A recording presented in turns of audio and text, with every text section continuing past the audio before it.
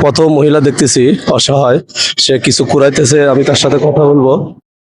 এই, তুমি কি করো এখানে? হ্যাঁ, কি কি করো এখানে? ময়লা টুকাইতেছো? না না, তো আমি বলি না। বাসা কোথায়? বাসা চরে চর চরে? কোন চরে? তো তুমি এখানে কি রান্না করতেছিলে কিছু মনে হয় নাকি? রান্না করি। হ্যাঁ। ও, তো তুমি থাকো কোথায়? হ্যাঁ, বুঝি নাই।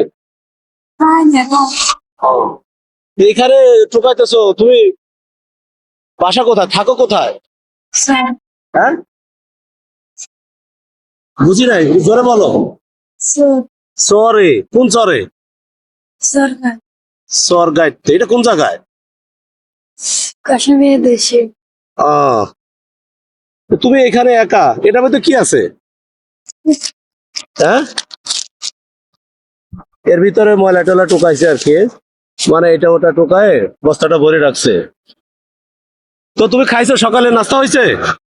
এখন তো বেজে গেছে কয়টা? এখন বেজে গেছে 12টা, 12:30। কয়টা সকালে নাস্তা হয়েছে? হ্যাঁ, কি খাইছো সকালে? আহ, একটু জোরে বলো, বুঝতে পারি নাই।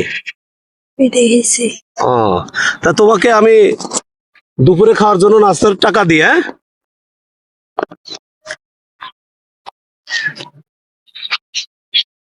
নাও।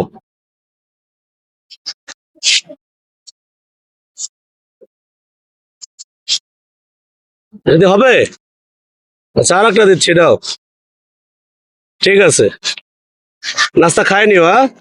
এদিক দিয়ে গাড়ি ঘোড়া চলে, সাবধানে চলিও। এদিক দিয়ে তো রাস্তাঘাটে দেখা যাচ্ছে যে এখান দিয়ে গাড়ি আসে, তুমি সাবধানে চলবা, ঠিক আছে?